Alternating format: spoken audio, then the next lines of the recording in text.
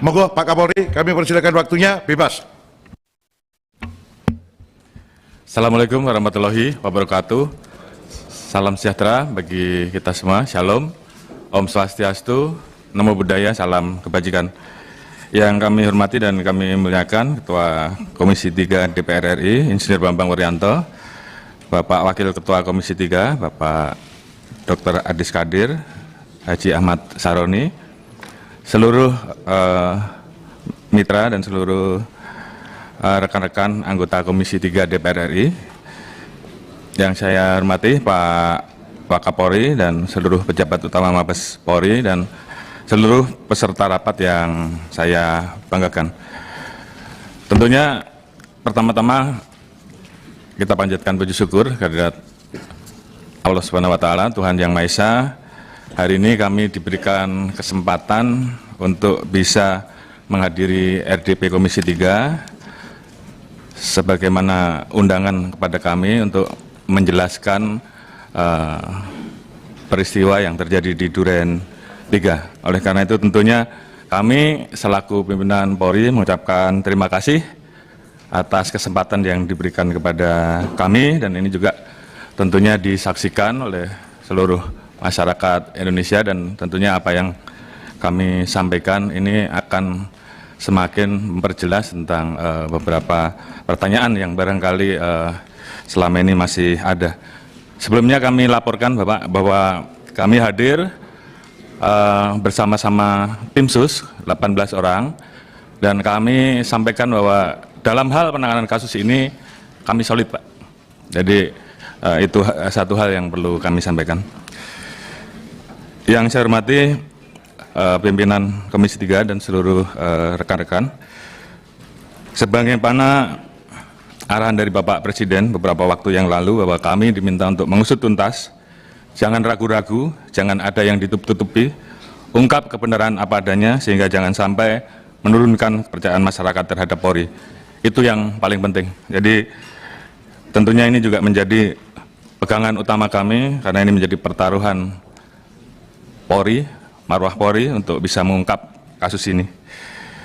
Kami juga tentunya selama ini telah berkomunikasi dengan rekan-rekan yang tentunya menanyakan terkait dengan kasus yang terjadi, dan alhamdulillah karena memang saat itu masa reses baru bisa kita sampaikan secara lebih jelas di pertemuan kali ini.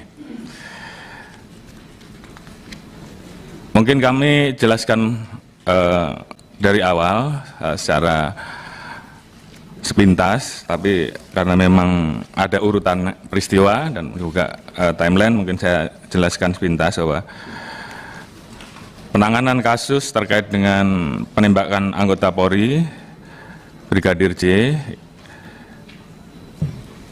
awalnya karena ada laporan saudara FS kepada Polres Metro Jakarta Selatan dan Divpropam pada hari Jumat 8 Juli 2022, di mana yang bersangkutan melaporkan pada pukul 17.20 terjadi peristiwa tembak-menembak antara saudara Richard dan saudara Yosua yang diduga terjadi karena ada pelecehan menurut yang bersangkutan pada saat itu kepada saudara PC oleh saudara J di Duren 3, dengan kronologis bahwa saudara J melakukan pelecehan pada saudara PC di rumah dinas Duren 3, sehingga mengakibatkan saudara PC berteriak minta tolong, didengar oleh saudara Richard, dan kemudian pada saat ditegur terjadi tembakan dari saudara J sehingga kemudian terjadi tembak-menembak yang mengakibatkan saudara J meninggal dunia.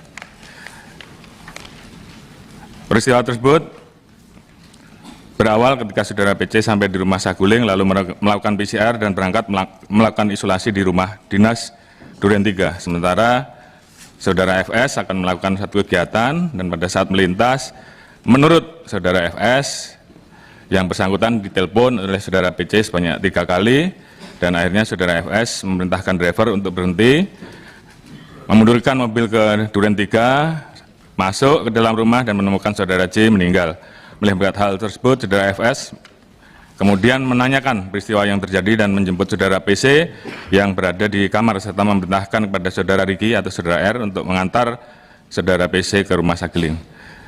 Ini adalah informasi awal yang disampaikan oleh saudara FS. Kemudian yang bersangkutan menghubungi beberapa orang, salah satunya Kasat Reskrim Polres Jakarta Selatan yang datang hadir pertama di TKP 17.30. Pada saat itu yang bersangkutan dihubungi oleh driver saudara FS. Kemudian pukul 17.47 dari Biro Provos di Propam datang ke TKP karena dihubungi oleh saudara FS. Kemudian setelah selesai dilakukan pendataan dan pengamanan barang bukti, sekitar pukul 19 saksi-saksi yang ada di TKP saat itu, Kuat, Ricky, Richard dibawa ke kantor Biro Paminal di Propam untuk dilakukan interogasi sehubungan dengan penyelidikan atas dugaan pelanggaran atau penyimpangan dalam pelaksanaan tugas Polri. Pelaksanaan olah TKP selesai sekitar pukul 19.40, jenazah almarhum diantar ke Rumah Sakit Bayangkara tingkat 1, Setu Kanto, dengan menggunakan mobil ambulan dengan pengawalan mobil Dinas Provos di Propam Polri dan kendaraan operasional Satreskrim Polres Jakarta Selatan. Kemudian atas dasar kejadian tersebut dibuatlah 2 laporan polisi yang dilaporkan di Polres Jakarta Selatan, yaitu LP nomor 368 2022 PKT Polres Jaksel tanggal 8 Juli oleh anggota Polres Metro Jakarta Selatan, ini model A, terkait dengan dugaan percobaan pembunuhan terhadap saudara RE. Kemudian LP yang kedua, LPB 1630 di Polres Metro Jakarta Selatan pada tanggal 8 Juli yang dilaporkan oleh saudara PC terkait dengan dugaan perbuatan pelecehan dan ancaman kekerasan di Duren 3. Selanjutnya sekitar pukul 20.20 jenazah sampai di Rumah Sakit Bayangkara. Sesuai prosedur, otopsi jenazah memerlukan syarat, yaitu surat administrasi permintaan visum et repertum dari penyidik. Jenazah sempat transit di ruang jenazah sambil menunggu syarat administrasi tersebut, dan operasi atau kegiatan pemeriksaan luar dimulai dari pukul 22.30 dan dilanjutkan dengan pemeriksaan dalam dan berakhir pada hari Sabtu, tanggal 9 Juli sekitar pukul 02. Sesuai dengan prosedur, untuk kegiatan autopsi hanya boleh didampingi oleh penyidik dan atau asisten dokter forensik, sehingga saat itu saudara Reza selaku adik dari almarhum Brigadir J menunggu pelaksanaan sampai dengan autopsi selesai di luar. Kemudian pada saat jenazah dimasukkan dalam peti, saudara Reza baru melihat jenazah dari Brigadir J. Kemudian pada tanggal 9 Juli pagi rencana jenazah akan dibawa ke Jambi. Yang saya hormati seluruh anggota Dewan yang saya muliakan. Kemudian pada hari Sabtu tanggal 9 Juli sekitar pukul 11, penyidik Polres Metro Jakarta Selatan mendatangi kantor Biro Paminal di Propam untuk melakukan pembuatan berita acara pemeriksaan saksi-saksi saudara Richard, Ricky, dan Kuat. Namun, penyidik mendapatkan intervensi dari personil Biro Paminal di Propam Polri. Penyidik hanya diizinkan untuk mengubah format berita acara interogasi yang dilakukan oleh Biro Paminal di Propam menjadi berita acara pemeriksaan. Kemudian sekitar pukul 13, penyidik bersama saksi diarahkan oleh personal di Propam untuk melakukan rekonstruksi kejadian di TKP. Setelah selesai pelaksanaan rekonstruksi, para saksi menuju rumah saudara FS di Saguling. Personel Biro Paminal di Propam Polri di saat yang bersamaan kemudian menyisir TKP dan memerintahkan untuk mengganti harddisk CCTV yang berada di pos security Duren 3. Harddisk CCTV ini kemudian diamankan oleh personel di Propam Polri. Hari Senin 11 Juli 2022 terdapat informasi bahwa terjadi permasalahan pada saat pengantaran jenazah kepada keluarga almarhum Joshua yang kemudian ini menjadi viral. Permasalahan tersebut berawal pada hari Sabtu pada saat jenazah Brigadir Joshua tiba di rumah keluarga almarhum. Keluarga sempat tidak diizinkan untuk melihat kondisi jenazah. Keluarga tidak mau menerima jenazah dan menandatangani berita acara serah terima bila tidak melihat kondisi jenazah. Akhirnya keluarga diperbolehkan untuk melihat separuh badan ke atas. Keluarga melihat adanya luka-luka dan jahitan di wajah almarhum. Melihat kondisi tersebut, keluarga kemudian menjadi histeris. Keluarga diberikan penjelasan oleh personil di Propam bahwa almarhum meninggal setelah terlibat tembak-menembak antara Brigadir J dengan Brigadir R dan beberapa RE, dan telah ada beberapa hal yang kemudian itu disampaikan secara lebih tertutup.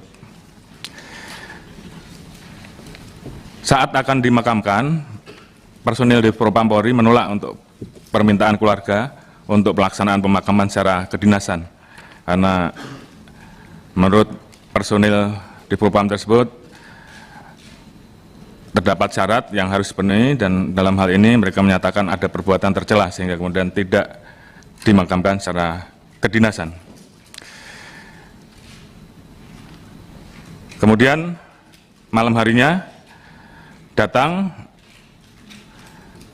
personil dari Divpropam Polri yang berpangkat Pati atas nama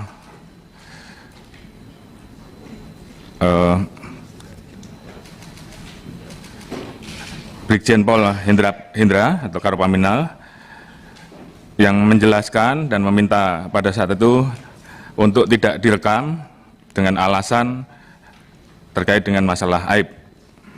Keluarga mendapatkan penjelasan lebih detail sehingga jumlah tembakan dan posisi tembak menembak serta luka-luka yang ada di tubuh jenazah.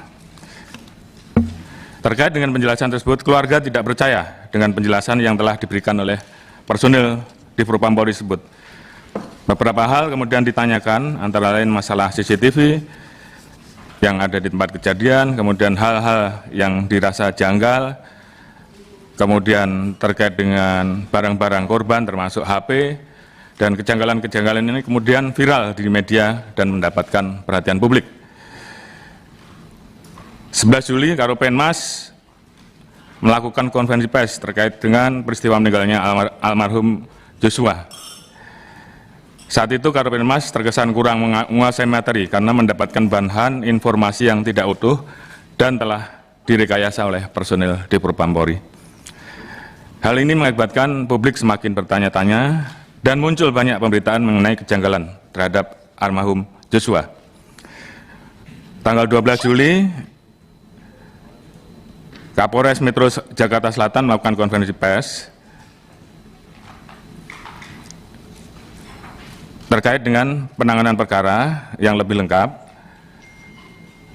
karena Polres Metro Jakarta Selatan melakukan olah TKP dan melakukan pemeriksaan terhadap 4 orang saksi di TKP. Namun, olah TKP dan pemeriksaan yang dilakukan oleh Polres Metro Jakarta Selatan telah mendapatkan intervensi dari saudara FS, sehingga proses penyidikan dan olah TKP yang dilaksanakan menjadi tidak profesional. Narasi yang disampaikan oleh Kapolres secara umum menjelaskan bahwa penanganan peristiwa di Duren 3 telah sesuai dengan prosedur dan kronologis, diawali dengan terjadinya pelecehan terhadap saudara P, sehingga kemudian terjadi hal-hal yang seperti tadi saya sampaikan, di mana kemudian Kapolres juga menjelaskan hasil otopsi sementara saat itu disampaikan ada perkenaan 7 luka tembak masuk dan 6 luka tembak keluar.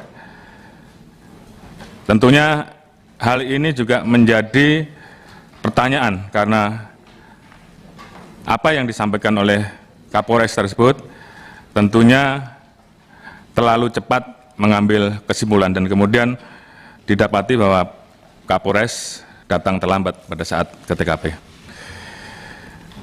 Dengan adanya hal-hal tersebut dan kejanggalan-kejanggalan yang ada, maka pada saat itu kami membentuk tim sus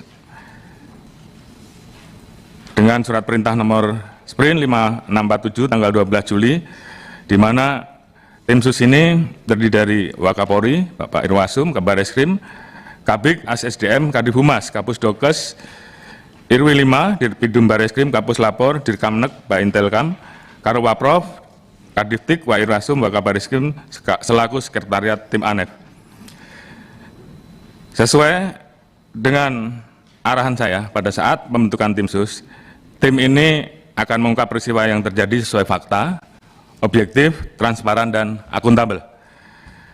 Tentunya dengan berpedoman pada kaidah-kaidah penyidikan dan penyelidikan dan scientific crime investigation dalam prinsip-prinsip hak asasi manusia agar peristiwa ini betul-betul menjadi terang dan dapat dipertanggungjawabkan kepada publik. Saya mengikuti setiap perkembangan pengawasan dan memberikan arahan kepada tim Sus Polri secara langsung, termasuk proses evaluasi terkait dengan pelaksanaan olah TKP, pendalaman, pemeriksaan internal, penyidikan, dan rapat-rapat yang melibatkan satuan kerja terkait. Saya ingin memastikan bahwa upaya yang dilakukan oleh tim Sus Polri bebas dari kepentingan pihak-pihak terkait demi menegakkan keadilan dan bisa memberikan asistensi secara berjenjang. Saat itu kasus masih ditangani Polres Metro Jakarta Selatan dan mendapatkan asistensi dari Polda Metro dan juga Bareskrim, sehingga kita harapkan dapat saling dukung di dalam pelaksanaan penyidikan. Kita juga melibatkan Kompolnas dan Komnas HAM pada saat itu untuk bisa melaksanakan investigasi.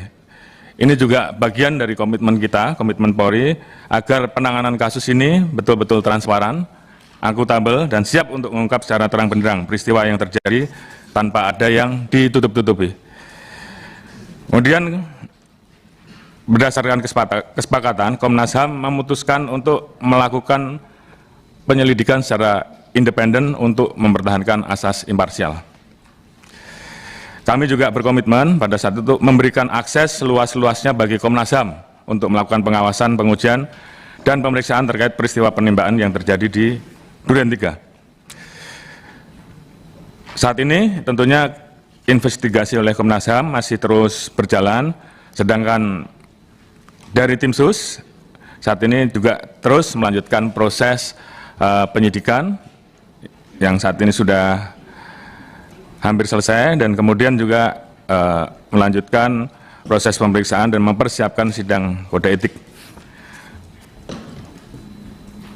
Tim Sus terdiri dari Bareskrim, Pus Inafis, dan Pus Lapor melakukan pengawasan dan pendalaman dengan berangkat dari olah TKP dengan metode scientific crime investigation. Meliputi mulai dari olah TKP, uji balistik metalurgi, uji biologi, kimia forensik, dan uji digital forensik yang dilakukan oleh Pus Lapor Bareskrim Polri. Biometric identification oleh Pus Inafis, serta tentunya tindakan ilmiah lainnya. Analisa sementara yang ditarik dari hasil olah TKP tersebut pada waktu itu utamanya adalah sudut tembakan dan arah tembakan yang tidak sesuai dengan penjelasan keterangan awal, namun berasal dari satu titik atau sumber.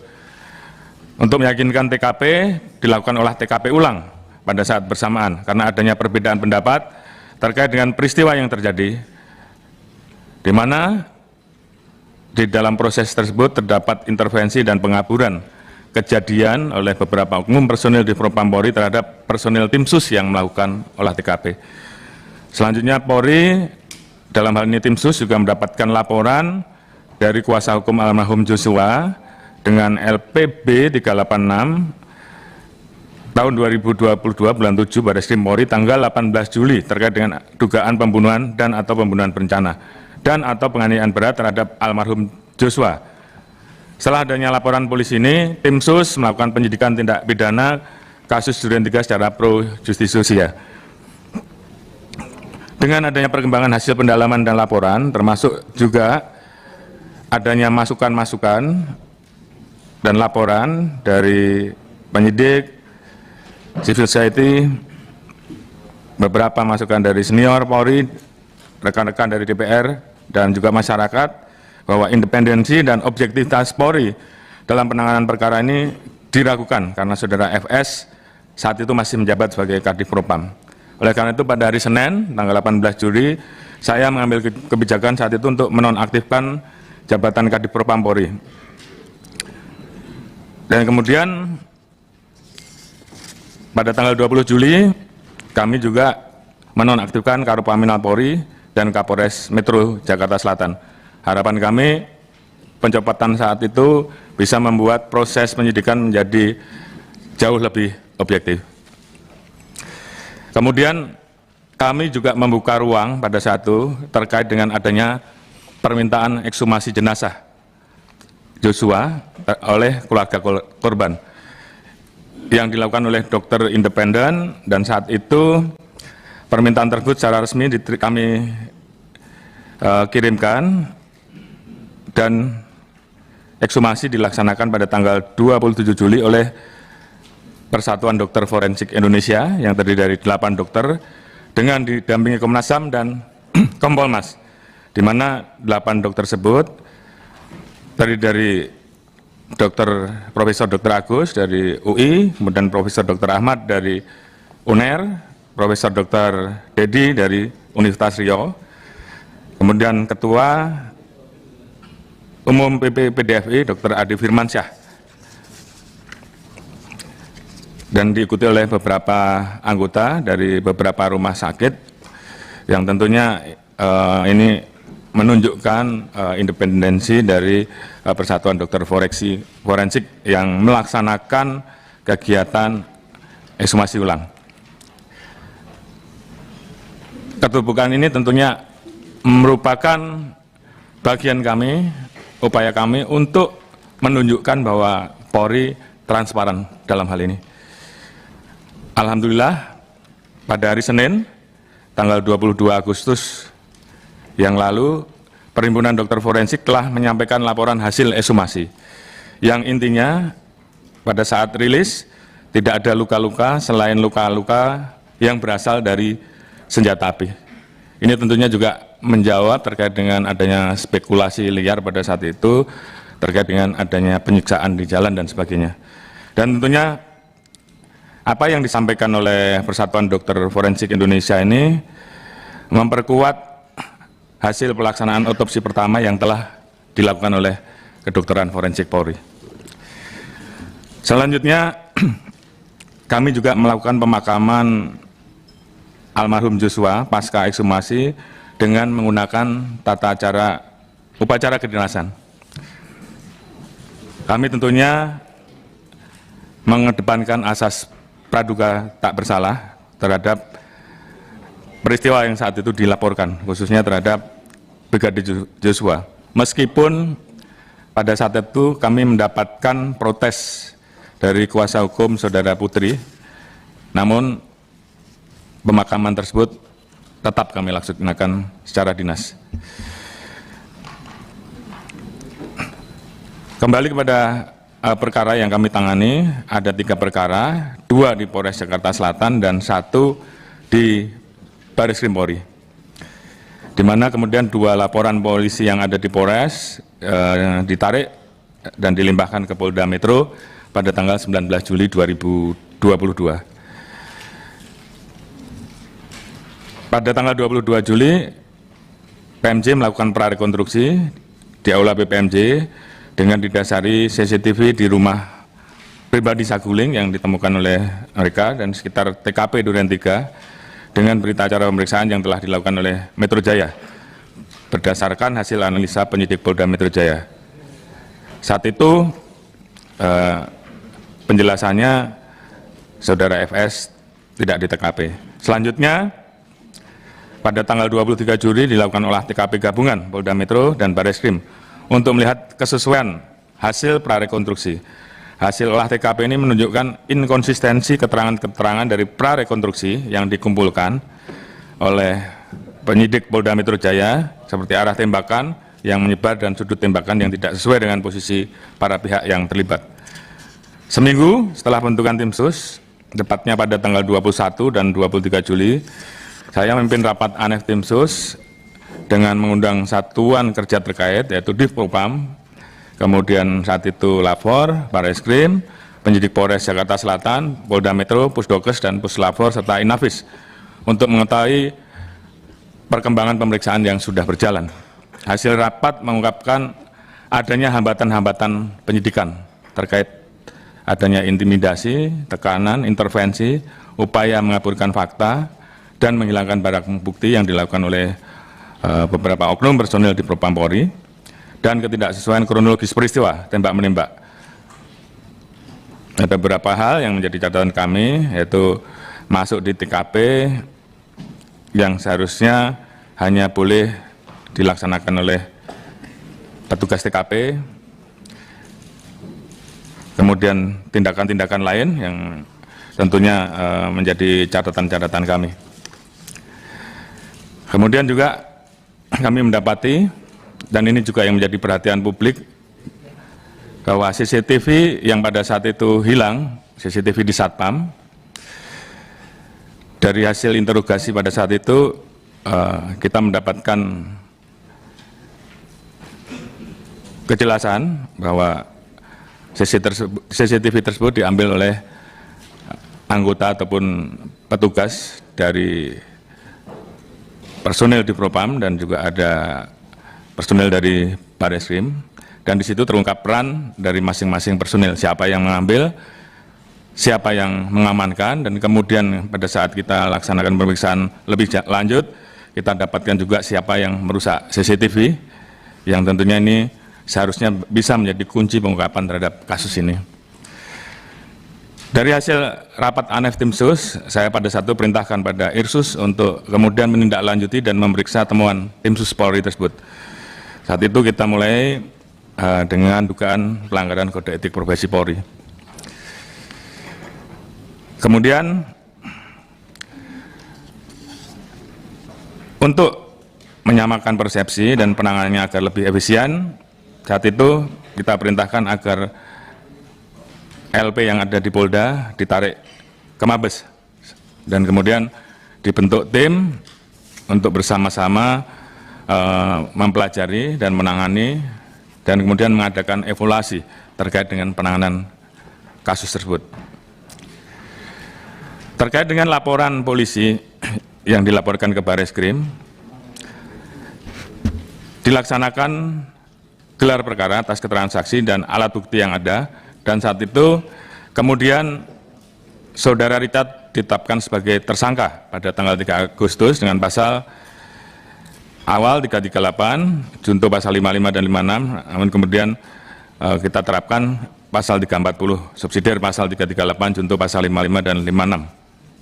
Kemudian tanggal 4 Agustus, Irsus melaporkan hasil pemeriksaan internal terhadap temuan Tim Sus Polri terkait didapatnya perbuatan personil-personil yang menghambat proses penyidikan, dan telah ditetapkan 25 orang terduga pelanggar yang tidak profesional dalam penanganan olah TKP pada saat penanganan awal, pada saat proses penyidikan, termasuk upaya-upaya untuk menghilangkan barang bukti, merekayasa kasus, dan menghalangi proses penegakan hukum atau yang biasa dikenal dengan obstruction of justice.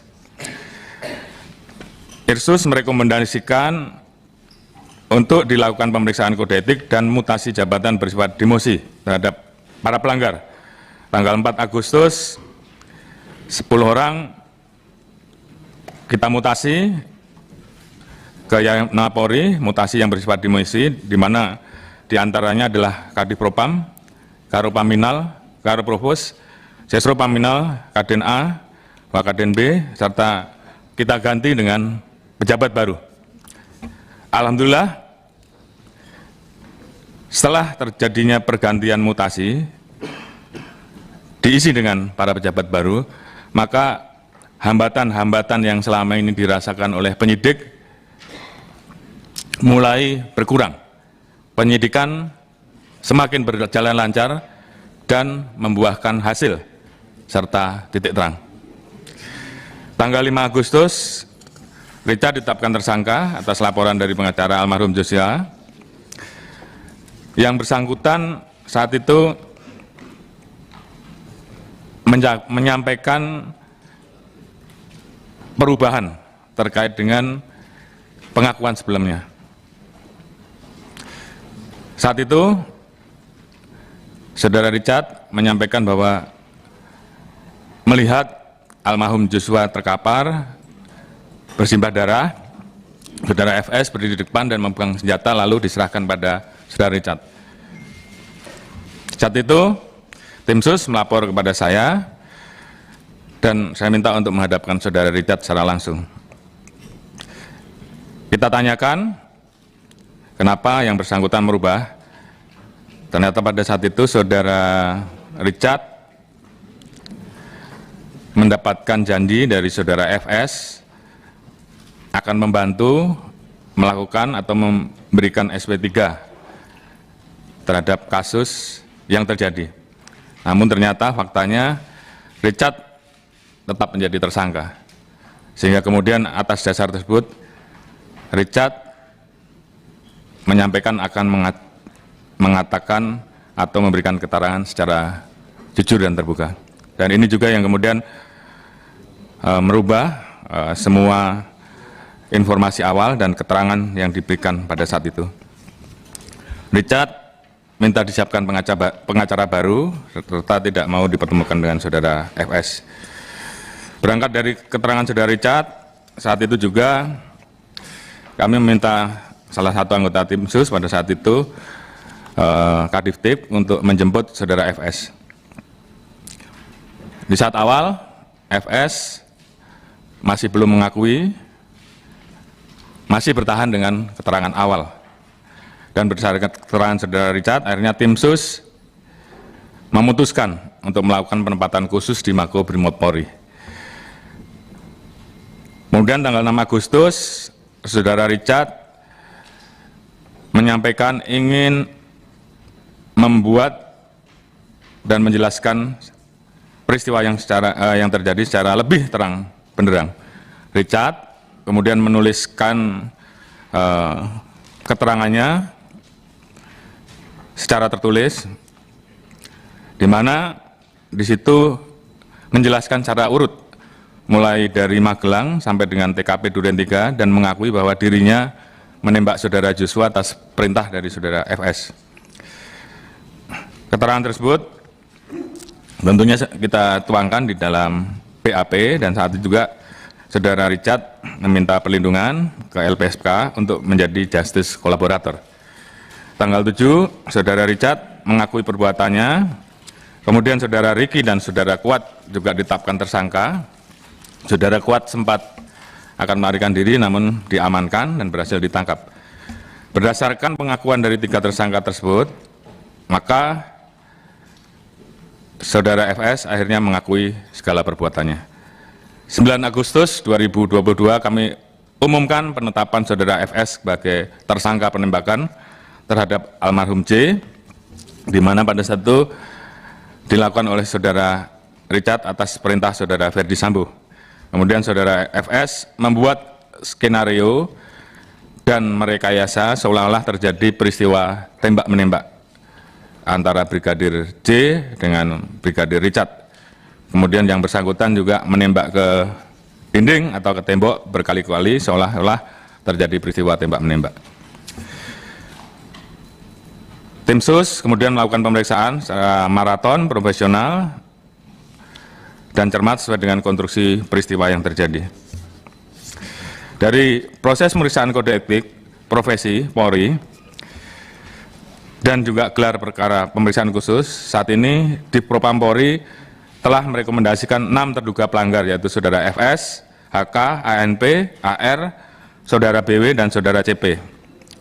Mereka patut diduga telah melakukan tindak pidana obstruction of justice atau menghalang-halangi penyidikan, antara lain dengan sengaja menghilangkan CCTV dan kemudian merusak CCTV yang ada di Pos Satpam. Kemudian juga telah dibuat laporan polisi di Barreskrim dengan persangkaan pasal 49 junto pasal 33 dan pasal 48 junto pasal 32 terkait dengan Undang-Undang tentang ITE dan juga pasal 233 KUHP junto pasal 55 KUHP dan pasal 566 KUHP dan juga pasal 221 ayat 2. Saat ini proses pemeriksaan kode etik profesi oleh Divpropam Polri masih terus berlangsung dan tentunya apabila dalam proses ini masih kita temukan adanya perbuatan-perbuatan lain yang diduga memenuhi unsur pidana, kami berkomitmen untuk melaksanakan proses penegakan hukum sesuai dengan aturan yang berlaku. Selanjutnya, pemeriksaan internal terus kami kembangkan. Kami telah memeriksa 97 personel, 35 orang diduga melakukan pelanggaran kode etik profesi dengan rincian berdasarkan pangkat. Jadi selain pidana ada juga pelanggaran terhadap kode etik. Irjen Pol 1 personel, Brigjen Pol 3, Kombes Pol 6, AKBP 7, Kompol 4, AKP 5, Ibtu 2, Ibda 1, Bribka 1, Brigadir Polisi 1, Bribtu 2, dan Barada 2. Dari 35 personil tersebut, 18 saat ini sudah kita tempatkan di penempatan khusus, sementara yang lain masih berproses pemeriksaannya. 2 saat ini sudah kita tetapkan sebagai tersangka terkait dengan laporan polisi di Bareskrim, sehingga tinggal 16 orang yang ada di Patsus, sementara sisanya menjadi tahanan terkait dengan kasus yang dilaporkan di Bareskrim. Kami tentunya berkomitmen untuk segera bisa menyelesaikan proses sidang kode etik profesi ini dalam waktu 30 hari ke depan. Ini juga untuk memberikan kepastian hukum terhadap para terduga pelanggar. Kami juga melaporkan gambaran umum hasil penyidikan yang telah ditentukan oleh tim sus, namun kami tidak dapat menyampaikan secara spesifik terlalu dalam terkait dengan materi penyidikan. Secara umum, saat ini tim sus sudah memeriksa 52 orang saksi, 4 orang ahli, di mana ada ahli dokter forensik, balistik, kimia bioforensik, dan ahli digital forensik. Selanjutnya, tim sus juga telah melakukan penyitaan terhadap 122 barang bukti, berbagai macam, mulai dari senjata api, magasin, CCTV, dan sebagainya. Kemudian, berdasarkan laporan pemeriksaan yang telah dilakukan tim sus, maka didapatkan fakta-fakta dengan memperhatikan persesuaian alat bukti, bahwa kronologis awal yang disampaikan bahwa terjadi pelecehan dan tembak-menembak di rumah dinas Duren 3 adalah tidak benar. Terdapat upaya merekayasa TKP sehingga seolah terjadi tembak-menembak. Kemudian peristiwa penembakan yang terjadi di Duren 3 diduga dilakukan dengan perencanaan lebih dahulu oleh saudara FS di rumah Saguling yang diketahui oleh saudara PC dan saudara Richard. Demikian juga saudara PC diduga memberikan kesempatan terhadap peristiwa yang terjadi. Saudara Richard melakukan penembakan terhadap almarhum Joshua atas perintah saudara FS, di mana disaksikan oleh Ricky, Kuat, Ma'ruf, dengan juga perannya untuk ikut membantu. Pasca penembakan, FS melakukan penembakan senjata HS milik saudara Joshua ke arah tembok.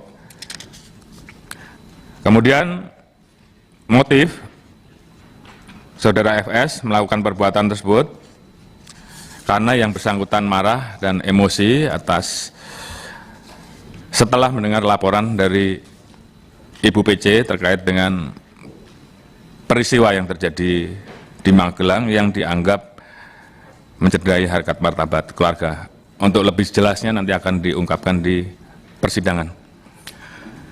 Berdasarkan fakta, saat ini kami telah menetapkan 5 orang tersangka, yaitu saudara FS, saudara PC, saudara Richard, saudara Ricky, Kuat Ma'ruf, dengan persangkaan pasal 340, subsidiar pasal 338, junto pasal 55 dan pasal 56, ancaman hukuman maksimal hukuman mati seumur hidup atau penjara selama 20 tahun. Saat ini tersangka PC menyampaikan surat sakit sehingga belum dilakukan pemeriksaan sebagai tersangka. Rencana minggu ini akan dilaksanakan pemeriksaan. Kemudian terhadap 2 laporan polisi, yaitu LP 368A yang dilaporkan di Polres Metro Jakarta Selatan terkait dengan percobaan pembunuhan, dan LP 1630 7 tahun 2022 Polres Metro Jaksel terkait dengan perbuatan cabul dan ancaman kekerasan di Duren 3. Saat ini telah dihentikan penyidikannya karena berdasarkan hasil gelar perkara tanggal 12 Agustus 2022 tidak ditemukan peristiwa pidana. Alhamdulillah, tentunya berkat dukungan dari seluruh masyarakat Indonesia, Bapak Presiden Republik Indonesia, seluruh rekan-rekan mitra kerja yang ada di DPR RI, Kemenko Polhukam, Komnas HAM, Kompolnas, Lembaga Pengawas Eksternal, Kejaksaan, dan seluruh elemen bangsa pada hari Jumat tanggal 19 Agustus 2022 telah dilakukan tahap 1 penyerahan berkas perkara ke Kejaksaan. Saat ini kami terus berkoordinasi dengan pihak Kejaksaan dan mudah-mudahan harapan kami berkas ini segera bisa dinyatakan P21, dan tentunya kami sangat berterima kasih kepada Bapak Jaksa Agung yang telah mengirimkan tim, mempersiapkan tim sebanyak 30 personel dari Kejaksaan yang saat ini bekerja secara simultan bersama-sama, sehingga harapan kita kasus ini juga bisa segera diselesaikan dan dapat dinyatakan lengkap dan segera mungkin bisa juga kami ajukan ke persidangan. Tentunya dukungan ini semua termasuk juga seluruh masukan dari masyarakat bagi kami merupakan bentuk kecintaan masyarakat terhadap Polri. Untuk itu dalam kesempatan ini kami mengucapkan terima kasih dan apresiasi kepada seluruh pihak, masyarakat, DPR RI, Kejaksaan, dan seluruh elemen, termasuk tentunya dukungan penuh dari Bapak Presiden, sehingga kami bisa menuntaskan kasus ini dan mudah-mudahan sebentar lagi bisa kami lengkapi dan segera kami serahkan ke Kejaksaan. Tentunya kami harapkan penjelasan di hadapan Komisi 3 DPR RI ini dapat membuat peristiwa yang terjadi menjadi lebih terang, dan ini merupakan bagian bentuk akuntabilitas Polri untuk mengungkapkan peristiwa yang terjadi menjadi semakin terang apa adanya dan tidak kami tutup-tutupi. Mungkin ini yang bisa kami sampaikan di dalam materi rapat kerja kali ini. Ini tentunya pil pahit bagi kami. Namun demikian, kami terus berkomitmen bahwa apa yang terjadi ini tentunya menjadi momentum bagi kami untuk memperbaiki, untuk terus melakukan perbaikan terhadap institusi Polri, sehingga institusi ini ke depan bisa menjadi semakin baik, bisa memberikan pelayanan yang lebih baik terhadap masyarakat, sehingga Polri yang saat ini memang terdampak terkait dengan peristiwa ini bisa segera kembali pulih, dan ini pertaruhan kami untuk menjaga marwah dan institusi Polri. Demikian mungkin yang bisa kami sampaikan. Semoga Tuhan Yang Maha Esa senantiasa memberikan kekuatan dan perlindungan pada kita dalam melanjutkan pengabdian terbaik kepada masyarakat, bangsa, dan negara. Demikian yang bisa kami sampaikan untuk penanganan kasus Joshua. Selanjutnya kami tentunya mohon arahan dan mungkin beberapa pertanyaan dan masukan-masukan untuk kami yang bisa menjadi pedoman bagi kami untuk langkah-langkah ke depan terkait dengan penanganan kasus ataupun juga hal-hal lain dalam rangka terus menjaga dan memperbaiki institusi. Demikian, terima kasih. Wassalamualaikum warahmatullahi wabarakatuh. Shalom, Om Santi.